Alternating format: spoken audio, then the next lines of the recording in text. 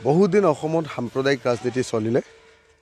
হিন্দু সাম্প্ৰদায়িক ৰাজনীতি বিজেপিয়ে কৰিলে আৰু মুছলমান সাম্প্ৰদায়িক ৰাজনীতি AIDFে কৰিলে। এতিয়া দুই ধৰণৰ সাম্প্ৰদায়িক ৰাজনীতিক মানুহে বিদায় দিব খুজিছে। নহ'লে মানুহৰ বহুত অসুবিধা হৈছে। দেশৰ মানুহৰ ইমান বস্তুৰ দাম বাঢ়িছে, সেই বিষয়বিলাক চৰ্চা নহয়। খালি বাংলাদেশী, অসমীয়া, খিলঞ্জীয়া, বাংলাদেশী, তাৰ পাছত আপোনাৰ মানে অকল হিন্দু মুছলমান এইবিলাকৰ ৰাজনীতি অনবৰতে চলি থাকিলে। তো যিবিলাক আমাৰ ভাৰতীয় নাগৰিক, প্ৰত্যেকজন ভাৰতীয় নাগৰিকে যাতে সুখেৰে শান্তিৰে সম্প্ৰীতিৰে বসবাস কৰিব পাৰে, প্ৰত্যেকজনে যাতে আত্মমৰ্যাদা সহকাৰে জীয়াই থাকিব পাৰে আৰু প্ৰত্যেকৰ নিজৰ যিবিলাক সমস্যা আছে সেই সমস্যাবিলাকৰ এটাৰ পাছত আনটো যাতে সমাধান কৰিব পাৰে, জাতীয় প্ৰশ্নবিলাকৰ যাতে মীমাংসা হ'ব পাৰে প্ৰত্যেকটো জাতি জনগোষ্ঠীৰ, তাৰ কাৰণে আমি অসমৰ পৰা হিন্দু মুছলমানৰ এই সাম্প্ৰদায়িক ৰাজনীতিটো বাদ দিব লাগিব।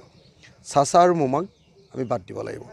আৰু সেইকাৰণে এতিয়া মই ধুবুৰীত বহি লোৱাৰ মূল কাৰণটোৱে হ'ল যে ধুবুৰীৰ পৰাই চাচাই অসমত সাম্প্ৰদায়িক ৰাজনীতি কৰি আছে আৰু চাচাক আমি সেইকাৰণে এবাৰ বিদায় দিব লাগে।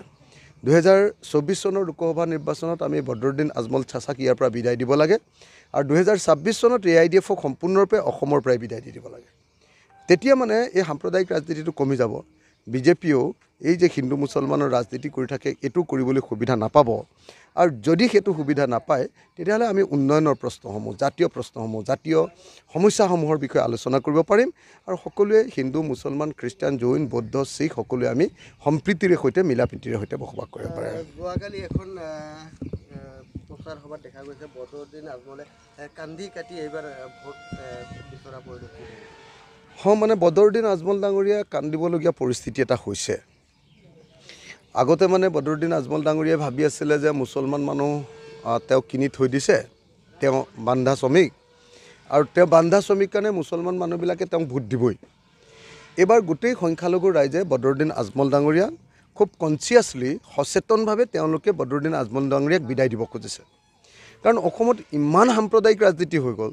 এবাৰ মামাই এটা কথা কয়, এবাৰ চাচাই এটা কথা কয়, কোনোবা এদিন দাড়ি টুপিৰ চৰকাৰ হ'ব বুলি কয়, কোনোবা এদিন মন্দিৰ মছজিদৰ ৰাজনীতি কৰে, কোনোবা এদিন মামাই কয় যে ধুবুৰী বৰপেটা আৰু গোৱালপাৰাত অকল বাংলাদেশী আছে, কোনোবা এদিন আকৌ বদৰুদ্দিন আজমলে কৈ দিয়ে যে মোক ভোট দিবা 420টা মই কি কয় এইটো আপোনাৰ মাদ্ৰাছা বনাই দিম।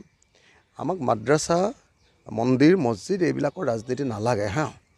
আমাক লাগে কেনেকৈ ধুবুৰীৰ বানপানী আৰু গৰাখহনীয়া সমস্যাৰ সমাধান কৰিব পাৰি তাৰ ৰাজনীতি।